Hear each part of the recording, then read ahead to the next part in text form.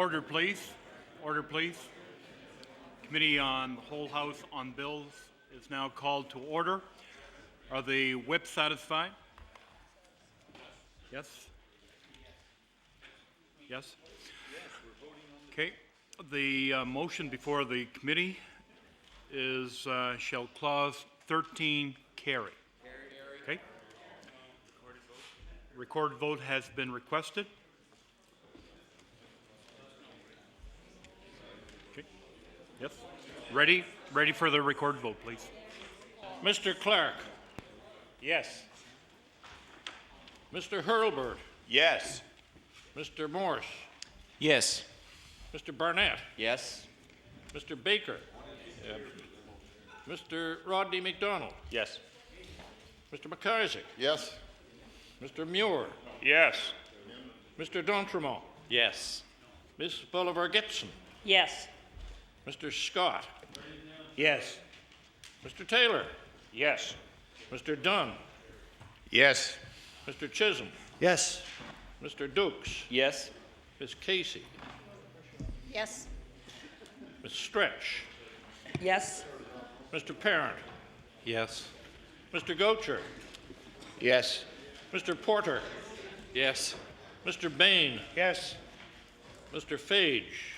Yes. Mr. Parker.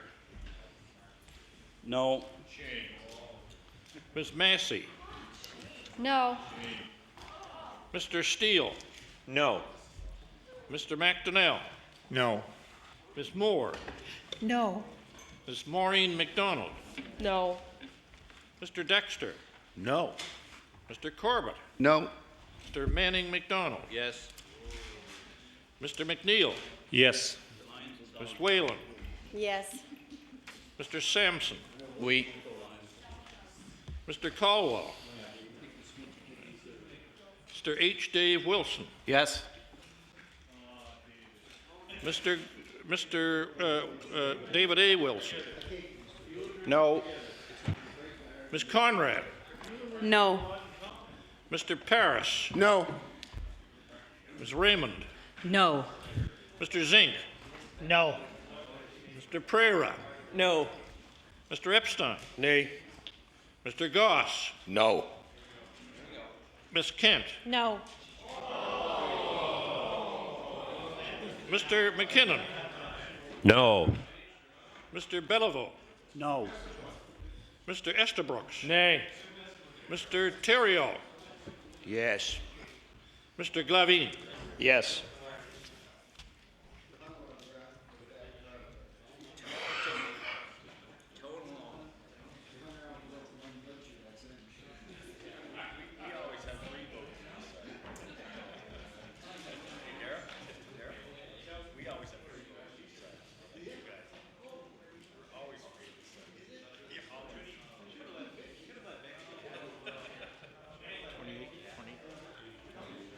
Those in support, 28. Those opposed, 20.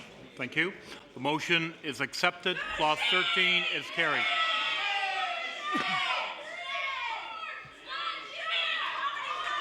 Order, please.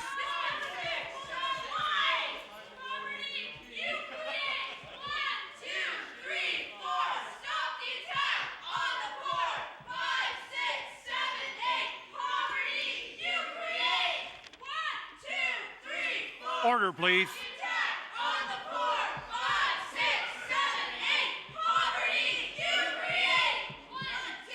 We will recess for a few minutes.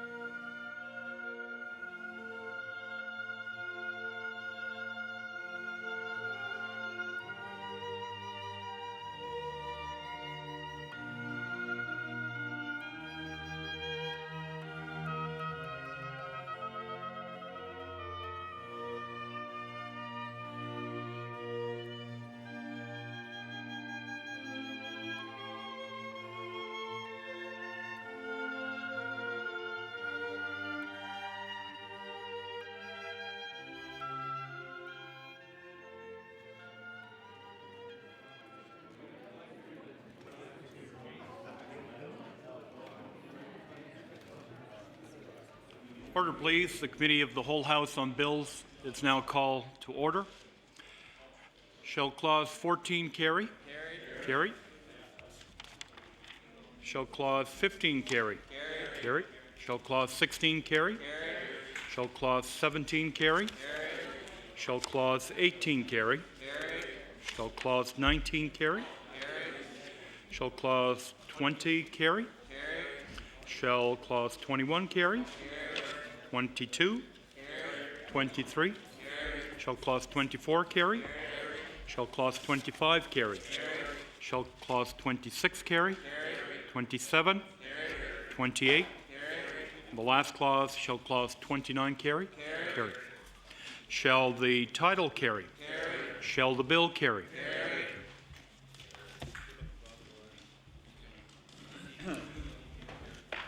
The Honourable, the Government House Leader. Deputy Government House Leader. Thank you, Mr. Chair. Would you please call Bill number 19, the Class Proceedings Act? Bill number 19, the Class Proceedings Act. Any speak? No amendments? Question, shall the clause carry? Shall the title carry? Shall the bill carry? Thank you. The Honourable, the Deputy Government House Leader. Mr. Chair, would you please call Bill number 55, the Public Service Superannuation Act? Bill number 55? 55, the Public Service Superannuation Act. No amendments. No amendments? Any speakers? Question, shall the clause carry? Shall the title carry? Shall the bill carry? Thank you. The Honourable, the Deputy Government House Leader. Thank you, Mr. Chair. Private members, public bills, number 6, Smoke-Free Places Act. Private members, public bills, number 6. It's the Smoke-Free Places Act. It contains amendments as recommended by law amendments. Contains amendments. There are three clauses as amended. 3 clauses as amended. Any speakers? Question? Shall the clause carry? Shall the title carry? Shall the bill carry? Thank you. The Honourable, the Deputy Government House Leader. Yes, Mr. Chair, would you please call Bill number 51, the Education Act? Bill number 51, the Education Act. The bill is amended. Bill is amended.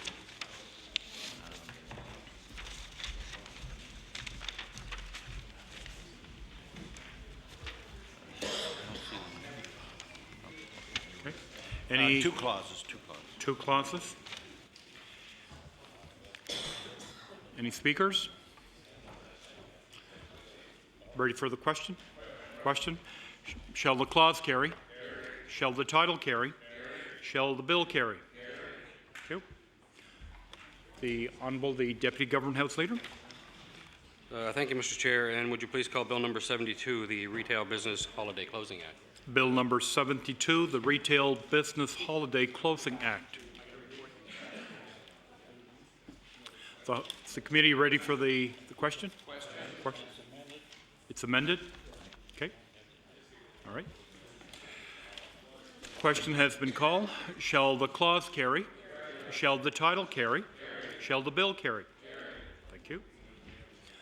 The Honourable, the Deputy Government House Leader. Thank you, Mr. Chair. I would ask that the committee, the whole House, do rise and report progress. Thank you.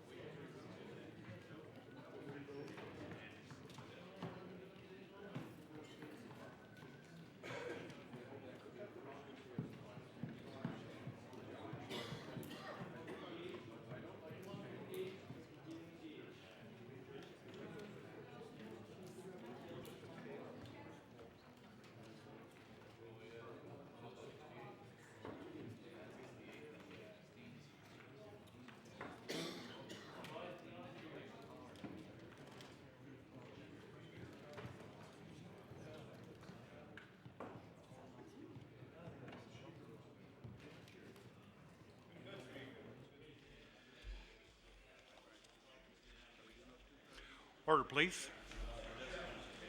On bills, reports that committees met and considered the following bills: 7, 19, 55, 6, 51, and 72. The chairman has been instructed to recommend them for favorable consideration of the House, each without amendment. Thank you. When should these bills be read for a third time? Now. Is it the consent of the House that these bills should be read a third time? Is it agreed? Agreed. All those in favour of the motion, please say aye. Against? Motion carried. The Honourable the Government House Leader. Yes, Mr. Speaker. Will you please call private members' public bills? Bill number 6, the Smoke-Free Places Act. Bill number 6, the Smoke-Free Places Act. The Honourable Member for Glace Bay.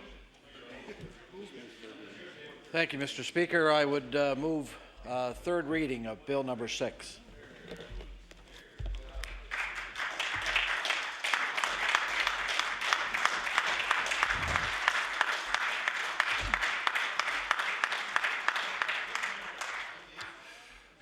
So, House ready for the question?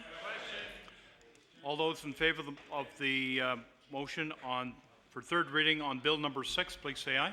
Aye. Against? Motion carried. Bill 6, entitled An Act to Amend Chapter 12 of the Acts of 2002, the Smoke-Free Places Act.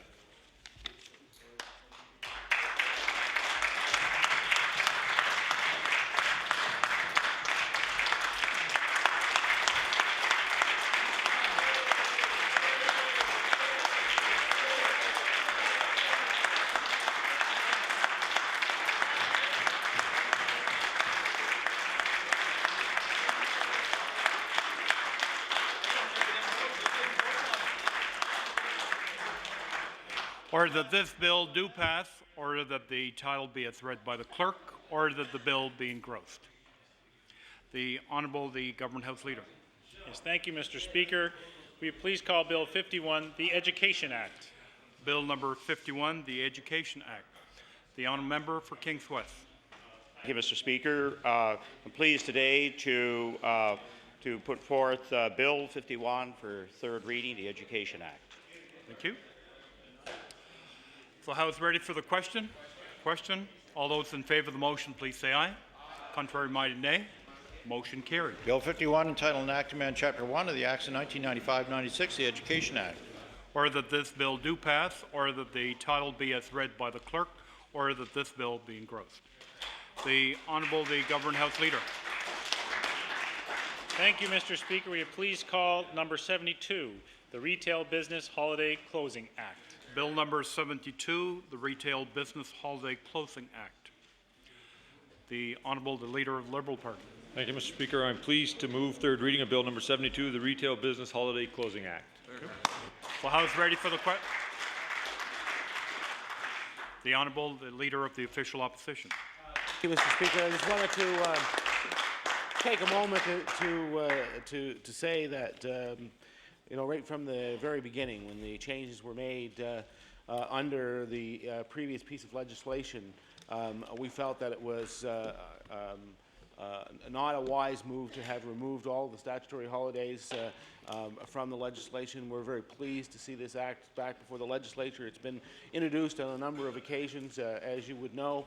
I'm pleased to see that it's passed and that these people and their families will have the opportunity to spend this time together. So, thank you very much.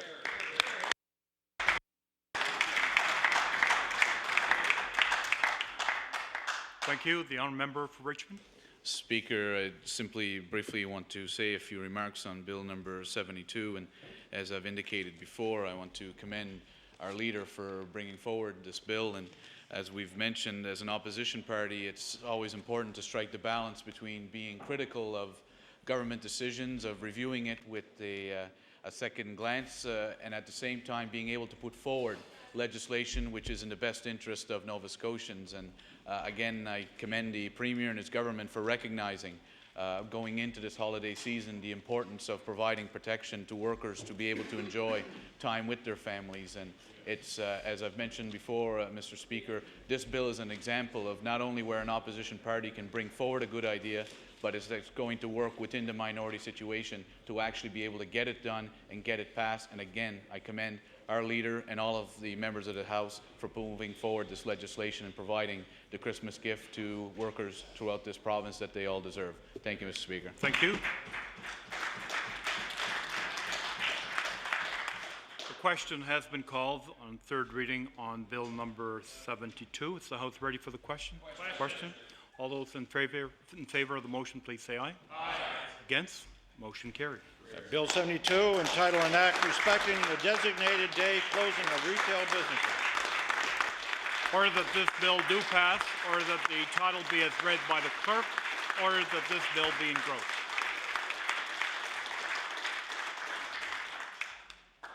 The Honourable the Government House Leader. Yes, Mr. Speaker, please call public bills for third reading. Bill number 7, the Motor Vehicle Act. Public bills for third reading. Bill number 7, the Motor Vehicle Act. The Honourable the Minister of Transportation and Thank you, Mr. Infrastructure Speaker. Renewal. It gives you great pleasure to move third reading of Bill number 7, Amendment to the Motor Vehicle Act. Bill number 7. The Honourable Member for Halifax Needham. Thank you.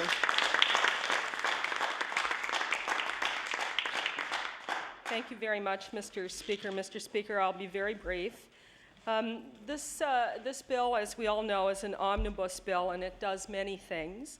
It does things that we in the NDP caucus certainly are in support of, particularly given that we were part of a process of making some amendments, I think, to strengthen and improve on the bill. The bill is an attempt to reduce speeding and racing in our communities by increasing fines and penalties. It has aspects of the bill that introduces a pilot project for photo radar. It looks at improving, hopefully, pedestrian safety in our communities and decreasing the number of driver distractions, particularly with the use of cell phones, and time will tell what other possible distractions the government might be envisioning. These are all really supportable aspects of this legislation that we certainly support and have supported throughout the process. Mr. Speaker, there is a clause in the bill, as everyone knows, that does something else. Clause 13 brings fines for people soliciting change at intersections, except, of course, if they're charities. This is a controversial clause, and it's one that's been emotional for some people, certainly, particularly people who work and care about people living in poverty and trying to ameliorate the conditions they face. Mr. Speaker, as you know, we tried to amend the bill by removing Clause 13, and we're unsuccessful given the kind of coalition on Clause 13 that has been struck between the Liberal Party and the Government Party. Mr. Speaker, during Committee of the Whole, the Minister said Clause 13 was about safety, and he made reference to the fact that street hockey, for example, is prohibited due to safety concerns. And I just think the record should reflect, Mr. Speaker, that in today's Chronicle Herald, the Honourable Minister for Health Promotion says, and I quote, that this is with respect to the Healthy Kids program. Mr. Barnett said, that doesn't mean parents need to sign their kids up for soccer or gymnastics. They can encourage them to play tag or street hockey, Mr. Speaker. So I would recommend that there be a bit of collaboration over there on the safety agenda and the health promotion agenda between the honourable members across the way.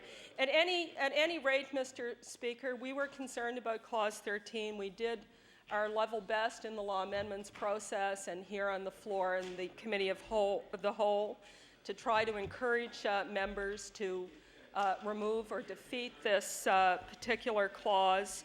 Mr. Speaker, we recognize that a decision has been made on that clause.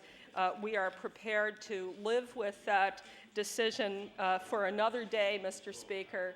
And in weighing all of the issues that are contained in this bill, it has been the decision of our caucus that we will support Bill 7, notwithstanding the difficulties we have with that particular clause. So thank you, Mr. Speaker. Thank you.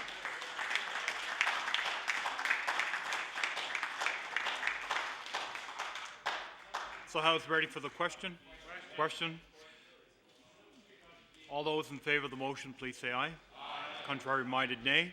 Motion carried. Bill 7, entitled an act to amend Chapter 293 of the Revised Statutes 1989, the Motor Vehicle Act. Order that this bill do pass. Order that the title be as read by the clerk. In order that the bill be engrossed. The Honourable the Government House Leader. Yes, Mr. Speaker, will you please call Bill number 19, the Class Proceedings Act? Bill number 19, the Class Proceedings Act. Thank you, The Mr. Honourable the Speaker. Minister of Justice. And I'm, with pleasure, rise to move third reading of Bill number 19, and I want to thank all the members of the House for their interventions and contributions towards this legislation as it's moved forward. Thank you. Is the House ready for the question? Question. Question is on third reading on Bill number 19. All those in favour of the motion, please say aye. Aye. Against? Motion carried. Bill 19, entitled an act respecting class proceedings. Order that this bill do pass. Order that the title be as read by the clerk. In order that the bill be engrossed. The Honourable the Government House Leader. Yes, Mr. Speaker, will you please call Bill number 55, the Public Service Superannuation Act? Thank you.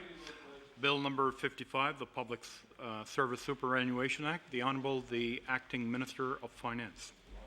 Thank you, Mr. Speaker. I move that this bill be now read the third time. Thank you. House ready for the question? Question. All those in favour of the motion, please say aye. Against? Motion carried. Bill 55, entitled an act to amend Chapter 377 of the Revised Statutes 1989, the Public Service Superannuation Act. Thank you. Order that this bill do pass. Order that the title be as read by the clerk. In order that the bill be engrossed. The Honourable the Government House Leader.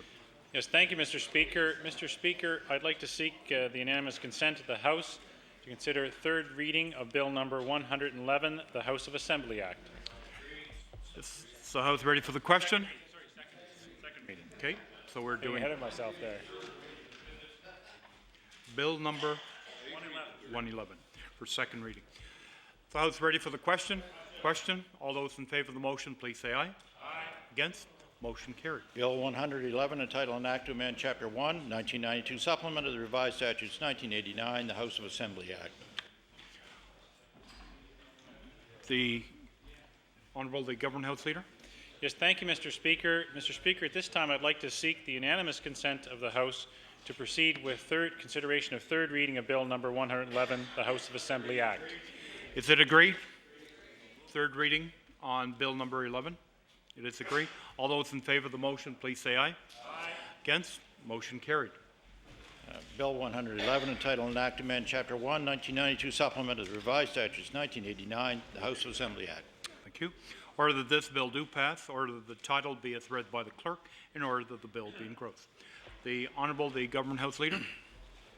Yes, Mr. Speaker, I would ask that you revert the order of business to presenting reports of committees.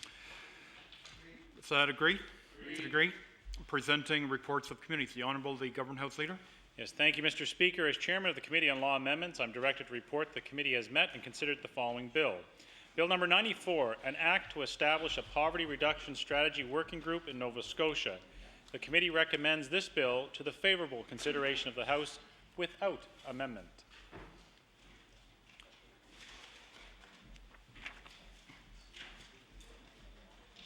The bill is tabled. To the clerk.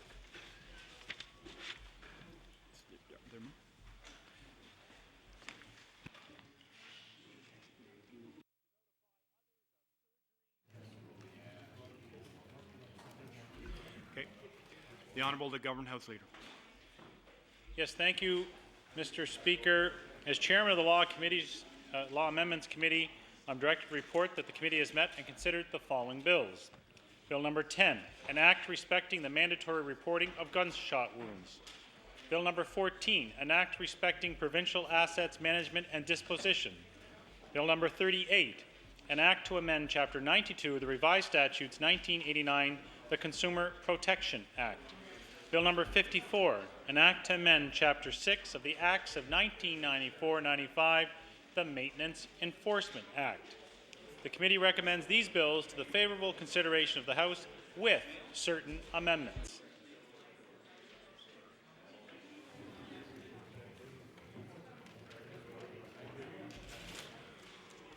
Order that all these bills be referred to the Committee on the Whole House on Bills.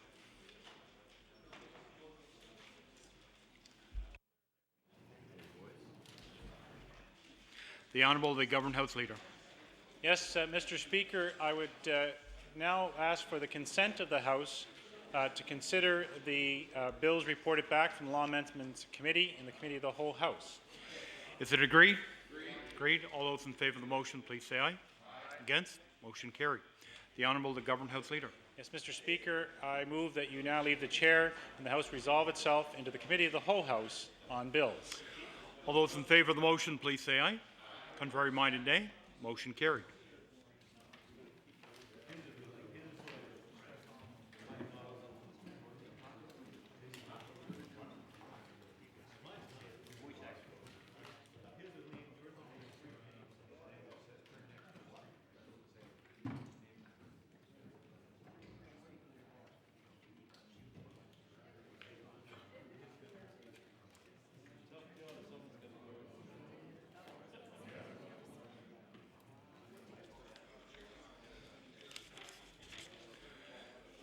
Order, please. The Committee of the Whole House on Bills is now called to order. The Honourable the Government House Leader.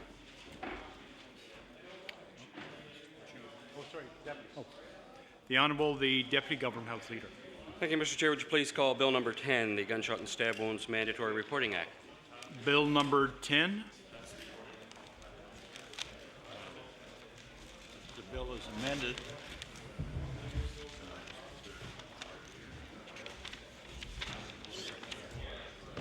Hang on just a second.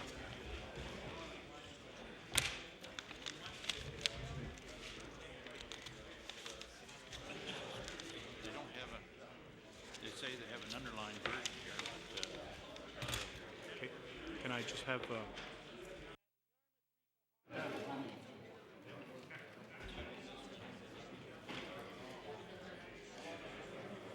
order, please.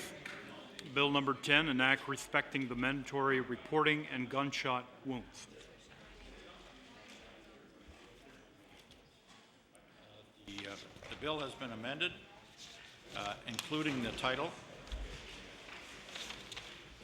Any speakers? Question? Question has been called. Shall the clause carry? Shall the title carry? Shall the bill as amended carry? Thank you. The Honourable the Deputy Government House Leader. Yes, Mr. Chair. Would you please call Bill number 14, the Assets Management and Disposition Act? Bill number 14. This has been amended. If you want to see it or not. Thank you. Bill number 14 has been amended, an act respecting provincial assets management and disposition. Any interveners? The committee ready for the question? Question. Shall the clause carry? Shall the title carry? Shall the bill as amended carry? Carry. The Honourable the Deputy Government House Leader. Thank you, Mr. Chair. Please call Bill number 94, the Poverty Reduction Working Group Act. Bill number 94.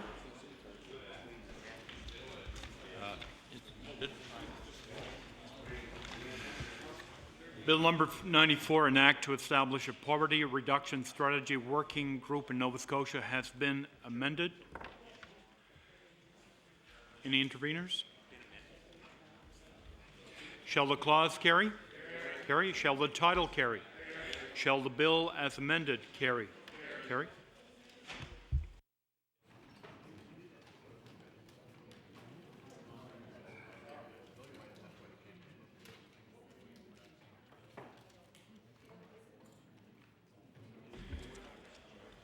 The Honourable the Deputy Government House Leader.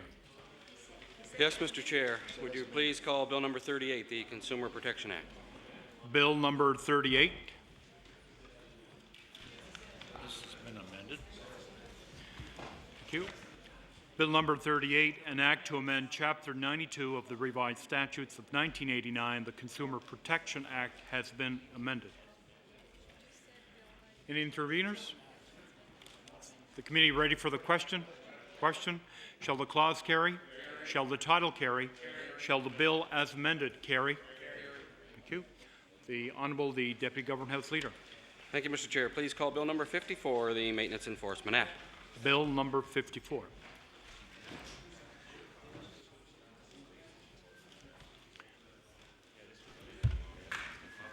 Bill number 54. Oh, sorry. Yes.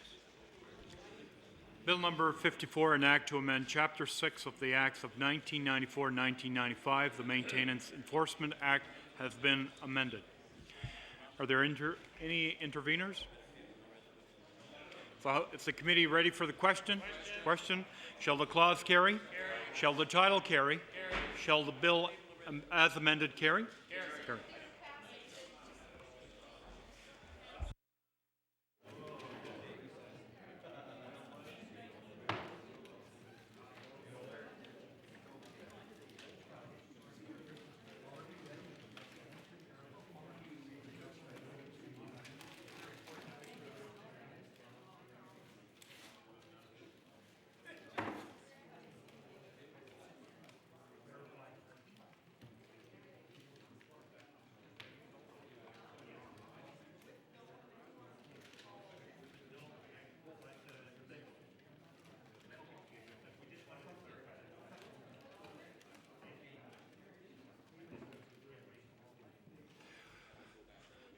We will return again to Bill 94. As I understood, Bill 94 had been amended, and apparently it was not amended. So I will put the question again to the committee. Shall the clause carry? Carry. Shall the title carry? Carry. Shall the bill carry? Carry. Thank you for the help. The Honourable the Deputy Government House Leader. Thank you, Mr. Chair. I would ask that the committee, the whole House, do rise and report progress.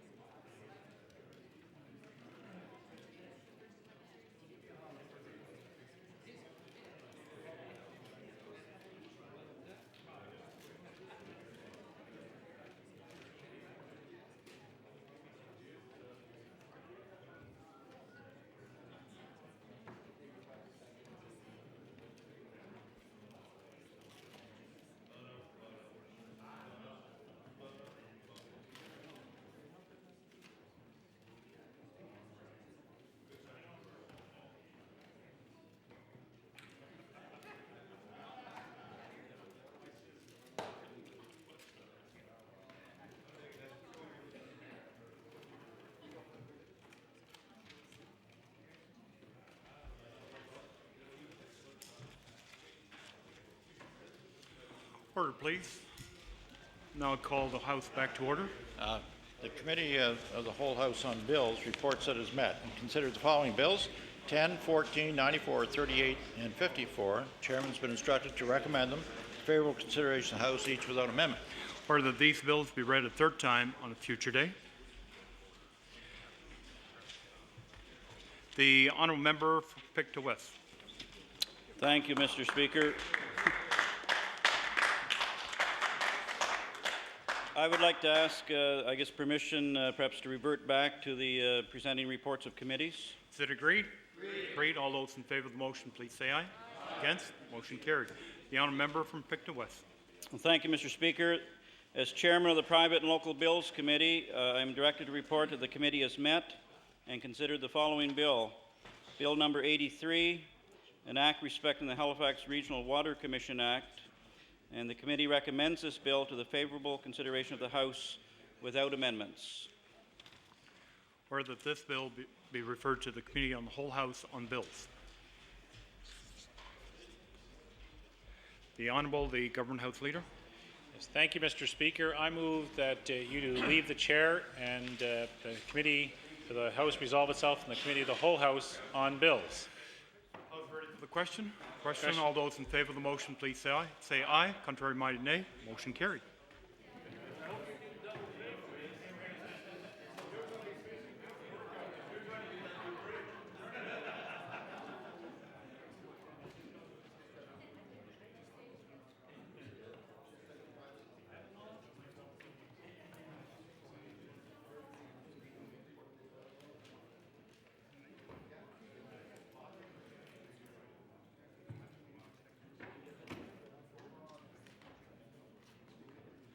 Order, please.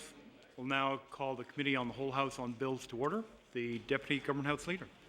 Thank you, Mr. Chair. Would you please call Bill number 83, the Halifax Regional Water Commission Act? Bill number 83. An act respecting the Halifax Regional Water Commission. No amendments. Are there any interveners? So House question has been called. All those. Yeah. Shall the clause carry? Carry. Shall the title carry? Carry. Shall the bill carry? Carry. The Honourable, the Deputy Government House Leader. Thank you, Mr. Chair. I ask that the Committee of the Whole House do rise and report progress.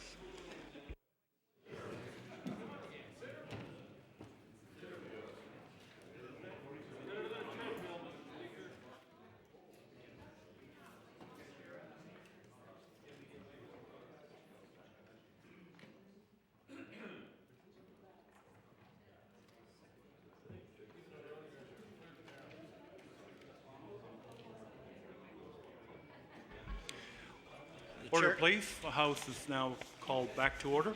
The Chairman of the Committee of the Whole House on Bills reports that the committee has met and considered Bill 83, and the Chairman has been instructed to recommend it to the favorable consideration of the House without amendment.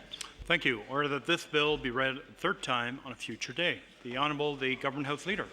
Yes, thank you very much, Mr. Speaker. I would ask for the consent of the House to go consider bills for third reading.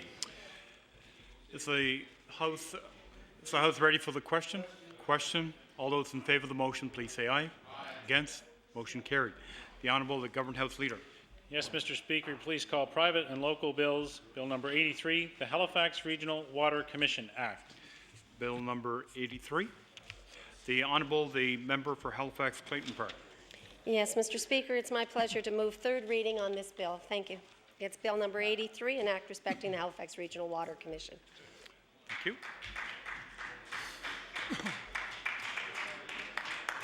So House ready for the question? Question. All those in favour of the motion, please say aye. Aye. Contrary minded, nay. Motion carried. Bill 83, entitled An Act Respecting the Halifax Regional Water Commission. Order that this bill do pass. Order that the title be as read by the clerk. And order that this bill be engrossed. The Honourable, the Government House Leader. Yes, Mr. Speaker, please call public bills for third reading. Bill number 94, the Poverty Reduction Working Group Act. Bill number 94, The Honourable, the Leader of the Liberal Party. Thank you, Mr. Speaker. I'm pleased to move third reading on Bill number 94, the Poverty Reduction Working Group Act. Thank you.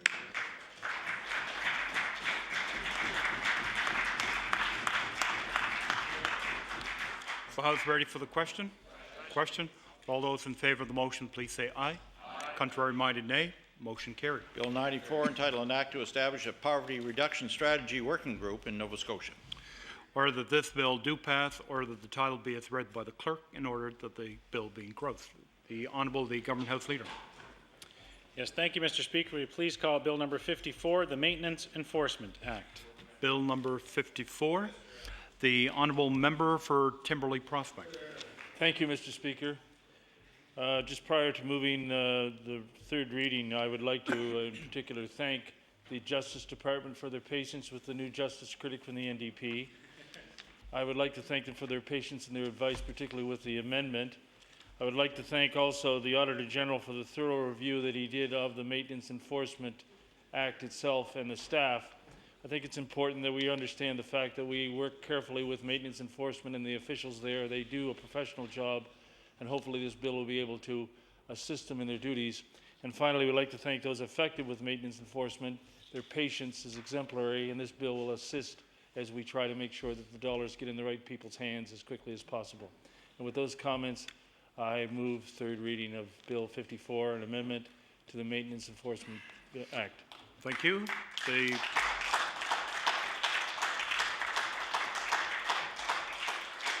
motion is for a third reading on Bill number 54, the Maintenance Enforcement Act. Is the House ready for the question? Question. All those in favour of the motion, please say aye. Contrary-minded, nay. Motion carried. Bill 54, entitled An Act to Amend Chapter 6 of the Acts of 1994-95, the Maintenance Enforcement Act. Order that this bill do pass, or that the title be as read by the clerk, in order that this bill be engrossed. The Honourable, the Government House Leader. Yes, thank you, Mr. Speaker. Will you please call Bill number 38, the Consumer Protection Act? Bill number 38, the Consumers Protection Act. The Honourable Member for Waverley, Fall River, Beaverbank. Thank you, Mr. Speaker. Just a few brief words before I move Bill 38 onto third reading. I know when this bill was inspired by the fact that we wanted to get rid of expiry dates on gift certificates and on gift cards, and I know that when we talked about this, that this bill was going to be endorsed, and certainly by the largest hospitality association in Canada, the Canadian Restaurant and Food Services Association of Canada, which again I reiterate, which is the country's largest hospitality association. We're very much in favor of eliminating expiry dates on gift certificates.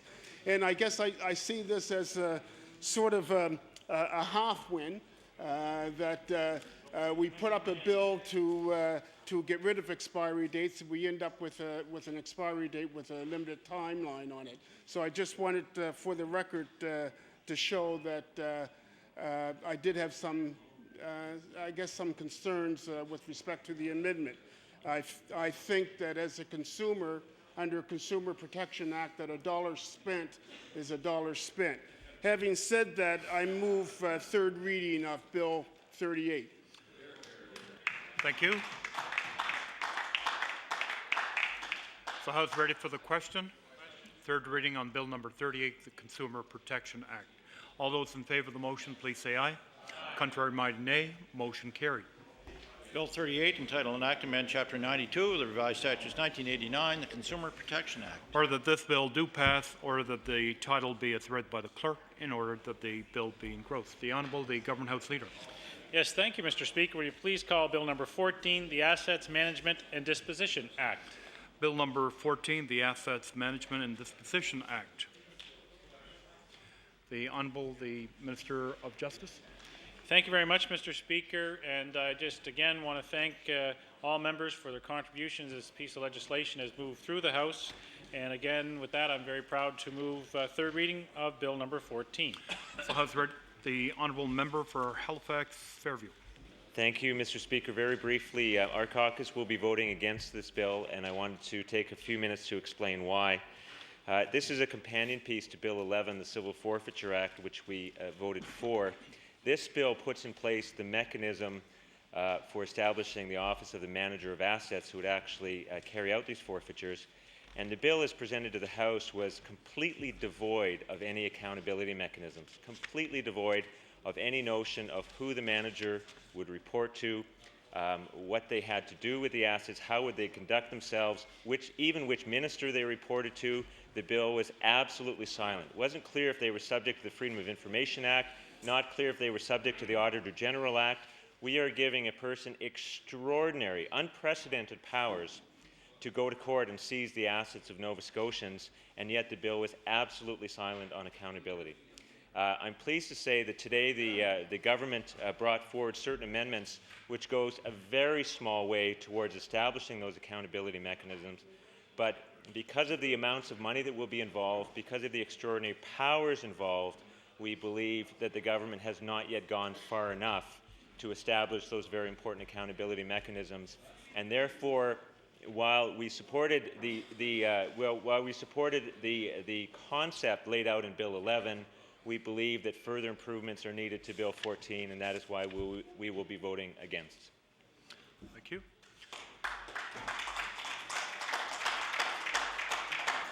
Are there further interveners? Is the House ready for the question? Question is third reading on Bill number 14, Assets Management and Disposition Act. Would all those in favour of the motion please say aye? Aye. Contrary minded, nay. Nay. Motion carried. Bill 14, title and act respecting provincial assets management and disposition. Order that this bill do pass, or that the title be as read by the clerk, in order that the bill be engrossed. The Honourable, the Government House Leader. Thank you very much, Mr. Speaker. Will you please call Bill number 10, the Gunshot and Stab Wounds Mandatory Reporting Act? Wasn't the title amended? Thank you, Mr. Speaker. It's actually the Gunshot Wounds Mandatory Reporting Act, as was amended. Thank you. Is the House ready for the question? Question is third reading on Bill number 10, the Gunshot Wounds Mandatory Reporting Act. All those in favour of the motion, please say aye. Aye. Contrary minded, nay. Motion carried. Bill 10, entitled an act respecting the mandatory reporting of gunshot wounds. Order that this bill do pass, or that the title be as read by the clerk, in order that the bill be engrossed. The Honourable, the Government House Leader. Yes, thank you very much, Mr. Speaker, and I'd now like to seek the consent of the House that we move to the moment of interruption, and just in conferring with the clerks that following the moment of interruption that we would stand recessed until 7 p.m. in order for the necessary paperwork and procedures to ensue. So I'm looking for the consent of the House to do just that. Okay. It's the House. Oh, sorry, Mr. Speaker. Mr. Speaker? The Honourable, the Government House Leader. I'm advised by the Chief Clerk that 6:30 would be sufficient to recess until. Okay. So the motion before the House is that we now continue with the moment of interruption. Is it agreed? All those in favour of the motion, please say aye. Aye. Against? Motion carried. We have arrived at the moment of interruption. The adjournment debate was chosen and announced earlier and won by the Honourable Member for Cole Harbour. Therefore, it be resolved that in light of continued concern expressed by residents in the Bullardry Island, Portaconny area over strip mining recently approved by this government, the Minister reconsider his decision and give due and serious consideration to the voices of these residents. The Honourable Member for Cape Breton Nova. Thank you, Mr. Speaker. Thank you, Mr. Speaker. It is a pleasure that I ride tonight, or maybe it's not a pleasure that I rise tonight, Mr. Speaker, on this late debate topic on strip mining in Portaconny and Bullardry Island, Mr. Speaker. I think they call it cleaning up the past mining, and I think that there's been a little bit of quickness on this government, Mr. Speaker, to go ahead and move forward with this project, Mr. Speaker. Just days before this land was turned over from DEFCO to the province, Mr. Speaker, days before. Mr. Speaker, why this was done days before it turned over, it meant that the federal government's responsibility for the cleanup of the former DEFCO lands would not have to take place, because jurisdiction for onshore coal belongs, onshore mineral rights belong to the province of Nova Scotia. So right now, the responsibility, the money was there from the feds, I think at one time was $6.6 million. But Mr. Speaker, they move ahead with the project anyway. There's been no accountability to the people of Point of Coney, and there's been no accountability to the people. 72% of the residents in the Cape Breton Regional Municipality voted against strip mining in Cape Breton. 72%. 100% of the residents in the communities that are most affected by strip mining voted against this proposal, Mr. Speaker. And let's just say, Mr. Speaker, is there anybody on that side of the House that's listening to these people? None. They listen to these people, Mr. Speaker. Digby, the Digby Quarry, gone. Lafarge burning tires, gone. But the people in this area of Cape Breton Island have been a disservice, Mr. Speaker, done a disservice by this department, and this, Mr. Speaker, is a wrongdoing, Mr. Speaker. And let's talk about this, Mr. Speaker. I'll give you an example, years gone by. The member for Cape Breton Centre, the honourable member, Dr. Mike Laffin. Dr. Mike Laffin was a member in this legislature, a member of that government. And he has quoted, Mr. Speaker, in his day in this legislature, that he would resign from politics if they strip mined in his riding. Did they strip mine in Dr. Mike Laffin's riding? No, because he told his own party he would resign.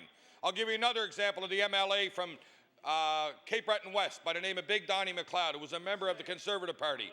And he said if they were going to strip mine in his riding, he would resign, Mr. Speaker. He would not be a part of that.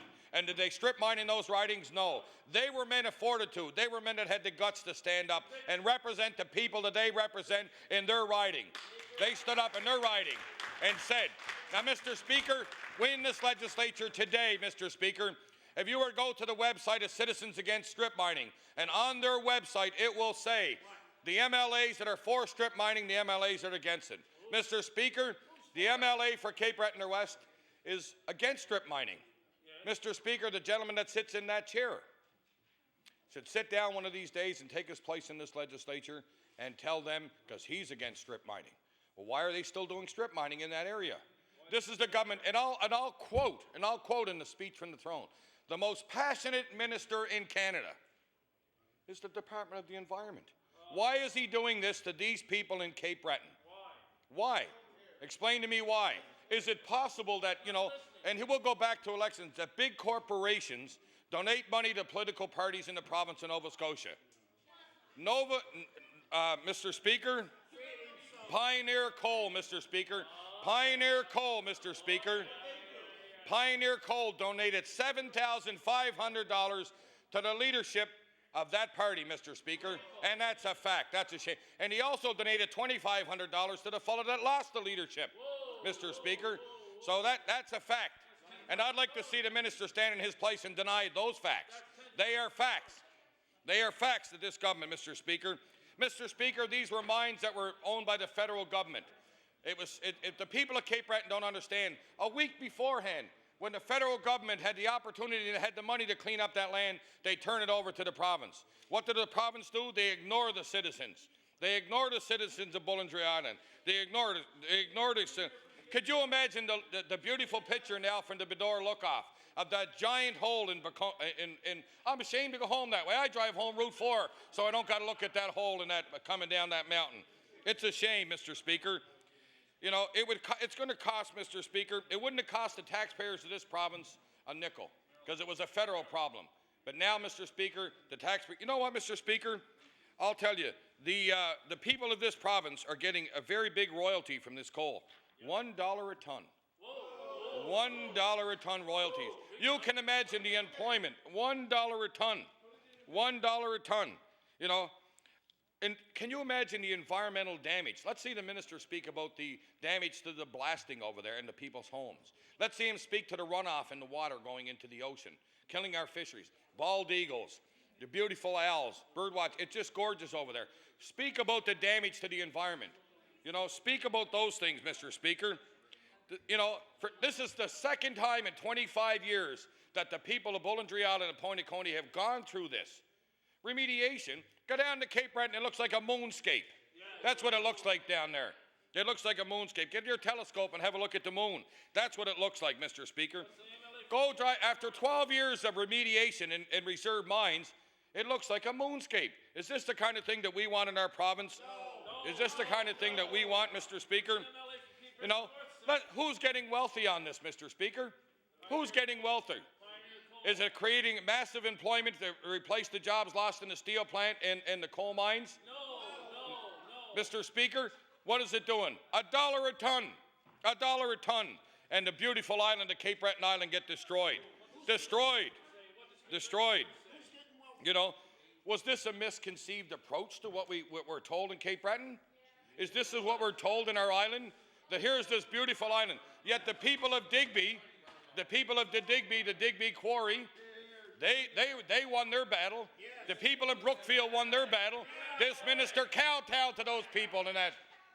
He went and he gave in to those people, and rightfully so. He rightfully so gave in to them. What is he doing in Cape Breton? Destroying our beautiful island, Mr. Speaker. Destroying our island. The beautiful Cape Breton Island. $1 a ton. How can that minister stand up in his place and say $1 a ton? $1 a ton. You know, when you had 72% of the people in Cape Breton Island in a municipal study say they do not want strip mining. They do not want it. What's going on there today? I challenge anybody in this house to drive over Kelly's Mountain and look at that hole that's there and the damage it's doing to our environment. It's a shame for this government. And you know, Mr. Speaker, you know, Mr. Speaker, why is this happening to us in Cape Breton Island? Could somebody please explain this to me? Maybe the minister will stand in his place and tell me why that beautiful island, the runoff from that, the acid drainage, the scalings and everything else. Do you realize that DEFCO was earmarked to clean this up? Bootleg mines, it was earmarked to clean this up, Mr. Speaker, and what we're left there is devastation. Twice as bad as it was. Take a drive to Reserve and have a look at that moonscape. There's nothing grows there. They hydro-seeded, and it gets green for the summer, and then it looks like a moonscape, like somebody blew it up in the winter and in the fall. Mr. Speaker, I went to every community meeting, I went to every rally, and I went to everything that they had going on when I was home in Cape Breton. And I support those people. I don't think that I would want to live in that riding, Mr. Speaker. Mr. Speaker. And there's nobody else. It became the silent cause, Mr. Speaker. There's good people there. Donna Stubbard, God bless her. God bless Russell McDonald, and all these people over there working so hard. So hard. So I say to the members on the government side, why have you done this to the beautiful Cape Breton Island? Maybe the minister can stand up in his place tonight and tell me for $1 a ton will destroy that beautiful island. For $1 a ton royalties. $1. And I would table emails from the Premier, but I'm not like that, Mr. Speaker. I know what he said. He's going to have the people of the Department of the Environment meet with them. After the hole is already in there. After 2.5 years, the Department of the Environment is going to meet with them. You know, no, the CLC. Maybe the minister could stand up in his place and tell us who was in the private group, the CLC, the Community Liaison Committee. Maybe stand up in your place and tell the people in Nova Scotia who's on that committee. They got their head in the sand. It's a secret. The government of openness and accountability. You imagine. Stand up in your place tonight and tell the people in Nova Scotia who's on that committee, and tell the people in Nova Scotia why you're destroying beautiful Cape Breton Island.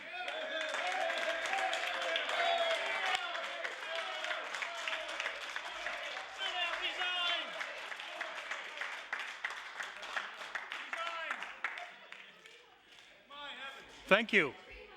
The Honourable, the Minister of the Environment and Labour. Thank you very much, Mr. Speaker, and I appreciate the opportunity to speak to this issue. And the opportunity to put on the record a few comments which I think are important. And I want to begin with the fact that most of the Boudelier Island residents, Bulladry Island residents, who've protested are extremely polite. They have worked very hard. They are concerned about this activity in their community, and I have met with them on several occasions. I've gone up to visit the site, Mr. Speaker, and I want to commend them. There are a few of the people, Mr. Speaker, who I cannot say that of, and I have been extremely disappointed with threats that have been made against me personally to shoot me. I have been extremely disappointed by comments that have been made calling my EA a bitch, Mr. Speaker, and emails to that effect. And so this is some of the behavior of a very small group, but part of the residents who have complained.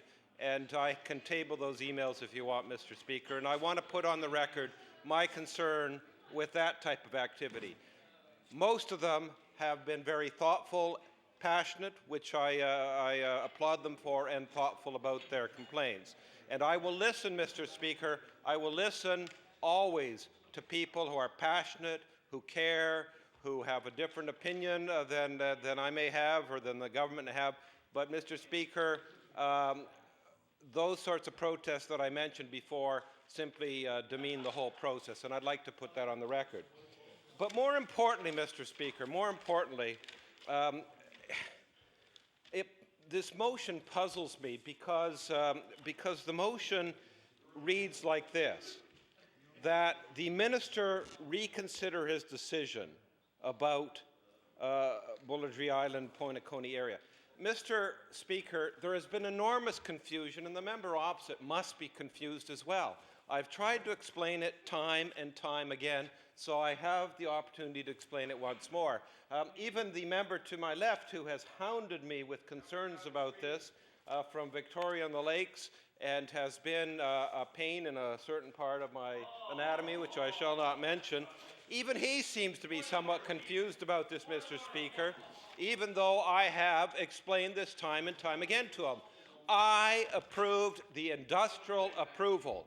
Mr. Speaker, the industrial approval is a process that deals with the method of what they're going to do, not with the fact that they're going to do it. The environmental approval was given in 2005. I approved that they do it in a safe manner.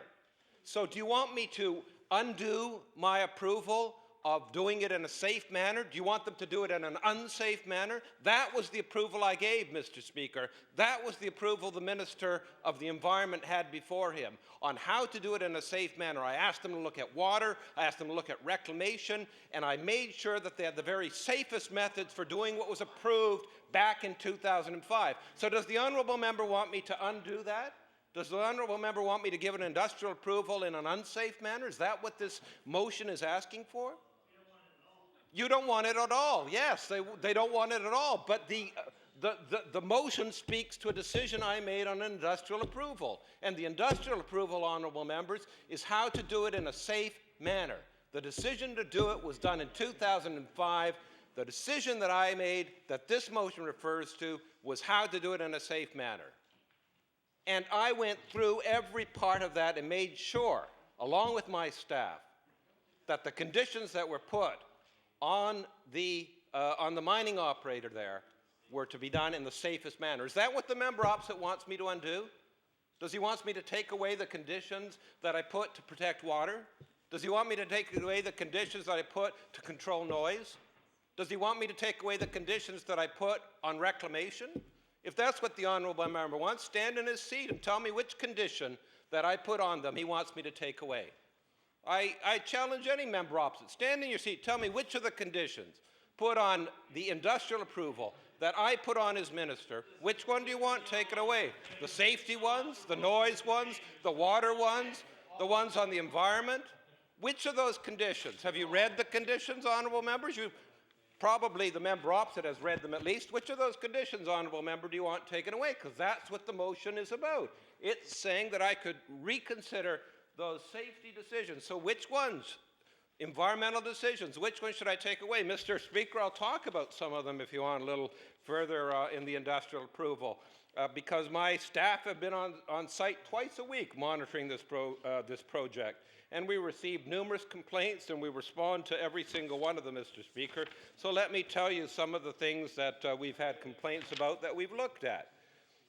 We've looked at noise coming at night.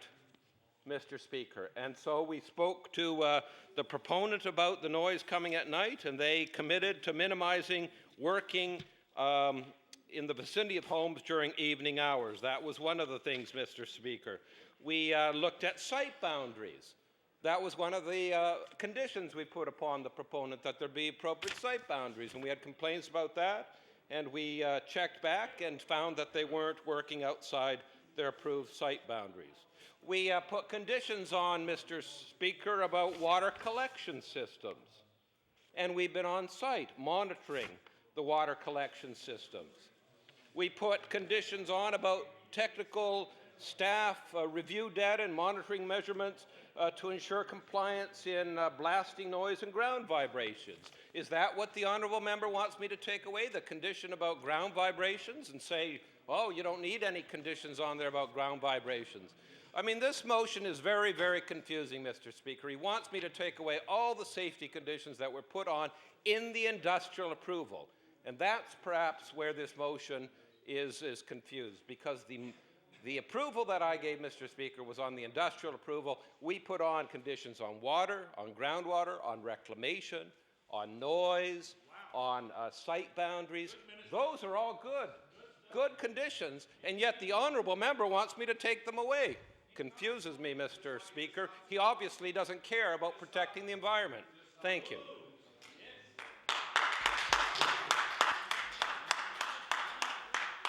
The honourable member for Kings West. Thank you, Mr. Speaker. Please to rise in my place and speak for a few minutes on this issue, which has been a long-standing issue for the residents of Bollitree Island, as well as the surrounding area of Cape Breton.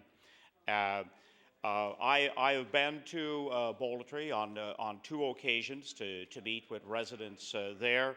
I attended a meeting that was organized by the member from Cape Breton North to explore all of the possibilities around this issue. And you know, certainly my heart goes out to the people, to the citizens against strip mining. People like I think was mentioned by the member opposite. People like Donna Stubbart, who invested tremendously of their time to background and to understand the issue and to try to look at all sides and stop and see if there were truly any enormous benefits that could be derived from this project. There were 2 or 3 accounts at the meeting in Cape Breton North at Memorial High, I believe, if I remember correctly. There were 2 or 3 accounts of people who came to the island. One I remember as a tourist, and 2 others as business people to do business on the island. And to hear you know, their accounts of falling in love with Bollitree Island. The reality was that they discovered one of these special places. And my own view of having gone around the island on 2 occasions, and I was struck perhaps more than anything by the agricultural land, the amount of agriculture on Bollitree Island. Residing in one of the prime agricultural areas of Nova Scotia, I was surprised to see, in fact, that there was these extensive farming areas on Bollitree. You know, while the island has a history of mining, and in particular a great deal of bootleg mines, I think a golden opportunity was missed with the federal dollars to clean up the entrances and the sites of the bootleg mines, and not use this as a rationalization to go ahead with the strip mining project. And so it was unfortunate along the way that was put aside. You know, we are reaching a point not only here in Nova Scotia, but throughout really the Western world, where the people's input, the people's view of whether strip mining or large quarry operations will go forward are being given very, very strong consideration. In this case here, the people's view didn't seem to get that kind of an account. They seem to have been left out of the environmental review process. In other words, they didn't have a panel review such as they had with White's Point Quarry on Digby Neck, which in my view, it was the people that turned the tide, the leaders of the local community who talked about what for some have been a subject of criticism, and that is the core values of the community. Well, I think all of us in this House need to be very careful if we're going to push aside core values and work for manners in which development does take place. So I think we can learn a lot from White's Point Quarry and the process that went on there, and for people rising up in a very, very informed way. They engaged in a long-term planning process to reverse what was looking like a government decision to do this. I still think the environmental review was really not sufficient. Yes, it addressed the hydrology. It addressed some of the runoff issues. But when I read the review, in my view, I saw that note of uncertainty.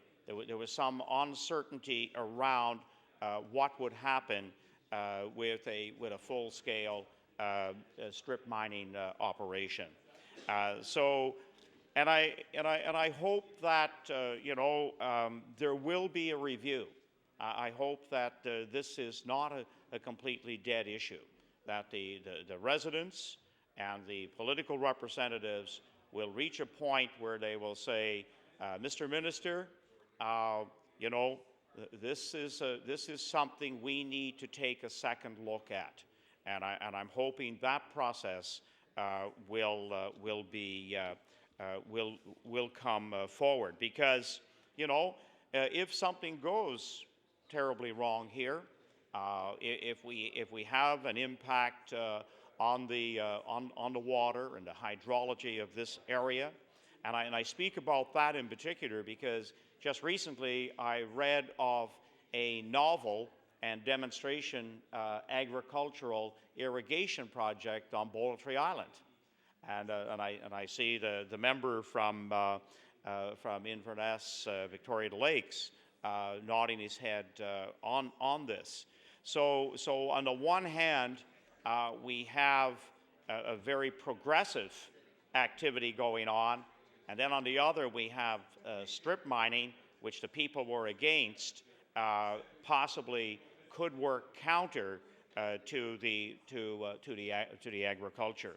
And we have to realize that agriculture and tourism, these are sustainable projects.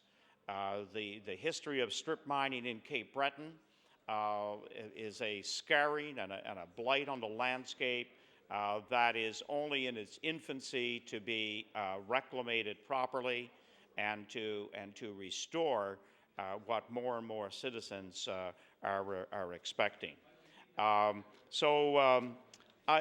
The other aspect here that comes to mind is that we have to take a look at burning coal in this province. We are at a critical time now. All leading experts, science, politicians around the world realize that the high rate of carbon CO2 emissions are impacting on global warming. And if we can get easy and cheap coal, we seem to be continuing down that path. And if we're going to use coal, we have to look at third generation power plants that will pretty well eliminate CO2 and sulfur emissions, and we may in fact need to be looking at a gasification process if we are going to use coal. So we still seem to be subscribing to quick fixes, short-term economics, and not looking at next generations and how we can be doing sustainable economic projects and activities in our communities. And I think this is one that that could very well come back to haunt this government if something does go wrong. With that, Mr. Speaker, I will take my place.